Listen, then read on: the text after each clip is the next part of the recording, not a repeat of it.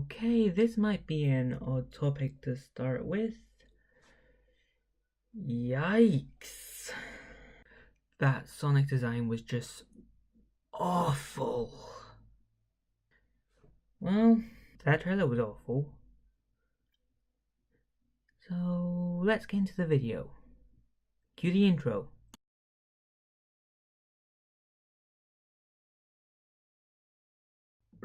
Tate, we don't have an intro, yet. You forgot to make one. Wait, we don't have an intro? You know what? Just add intro to the list of things we need for this channel. Now, as this video was meant for me to be critiquing the design of this thing, other YouTubers have done it, so I wanted to take this video in a different route. I wanted to... This might be unrelated or related, but I want to say a wee story. Now, the other day I was showing someone my channel to ask their opinion, and when showing them the 2-day boxing animation, and he said something that got gears in my head turning. His critique was that the animation needed more stop and stretch when it came to the punch, the final bit, which I did agree with, but then he also said something that really got me to think. He said you could get, if it was in real life, you could get away with that, but since it was animation, you need to stop and stretch, which got me thinking of, if you can do more in animation than you can in live action, what's the point of live action? Why make it real? Though, while looking over the design for preparation for a reaction video, the Sonic movie trailer kinda got this thing done wrong. But since I wasn't wanting to talk about that movie because basically everything that has been said about design has already been said, I thought I would make a video discussing when should something be live action, CGI.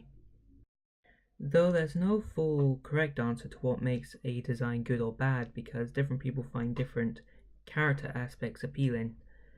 For an example, some people find anthropomorphic animal designs more appealing than human designs. Some people like designs of shows of My Little Pony, some people don't. Some people like the anime look of certain cartoons, and some people don't. It's all a matter of taste. For my channel, I use anthropomorphic animals because I find it much easier to design with them. And with cartoons, you can exaggerate the expressions. The expressions can be much easier to create on the face, and it takes longer to animate, but it works a lot better and much more rewarding.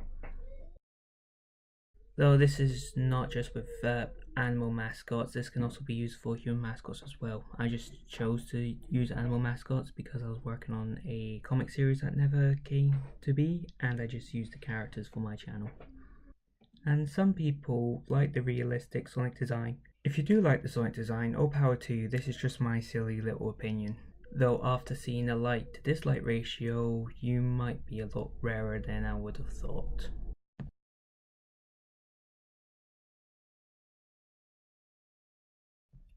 Take this with a pinch of salt, but let's talk about the Beauty and the Beast remake. Due to the only examples of comparison I have to go on being remakes for this example and this video, I chose to view Beauty and the Beast and Cinderella because they are the closest to their original counterparts for there to actually be a comparison.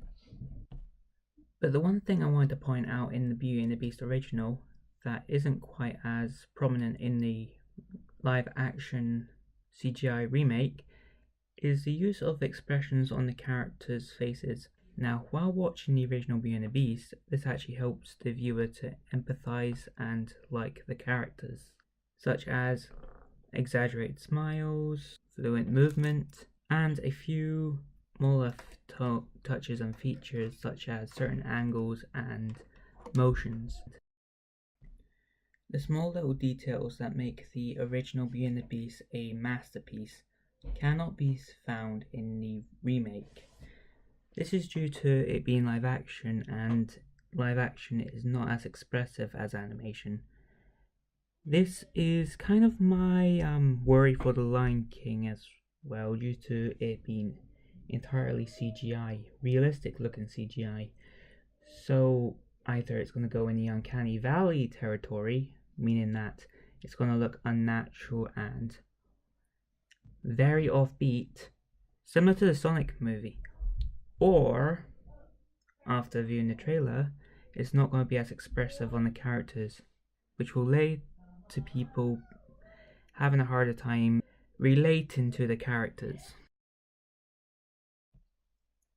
So to me, remaking animated movies into live actions kind of seem a bit pointless, especially if they're well beloved and well established movies.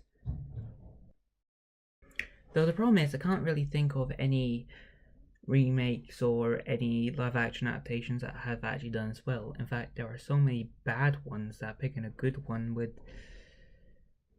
I think I can somewhat say the Transformers movies, but they had so many flaws that it's not even a right comparison.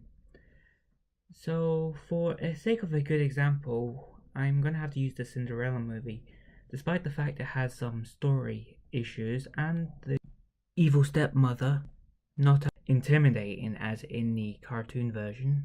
The scene leading up to the ball with the fairy godmother, I think, actually works a lot better in the remake than it does in the cartoon.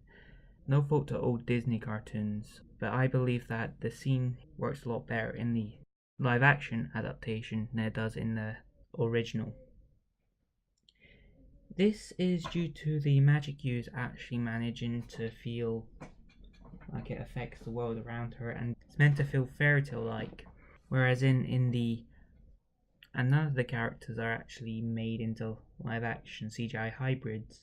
Therefore, it's a lot harder to connect with them, but the acting is still really good, despite the fact that the story doesn't work well.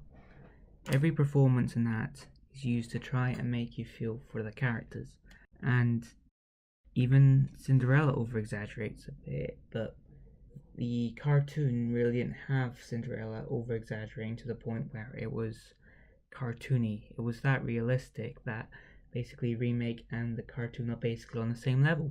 I hope this works for an example, because honestly, this was the bottom of the barrel. I probably shouldn't have included it. What I'm trying to say with this is, if the cartoon itself is more human realistic, then and made like 90 years ago, adapting it could work, but adapting something a lot closer with better animation could actually leave your movie feeling a bit more lacking. I feel like if you are going to adapt something, then you should at least adapt it in a style that made the thing popular to begin with, such as the iconic designs. Now, Detective Pikachu has done this.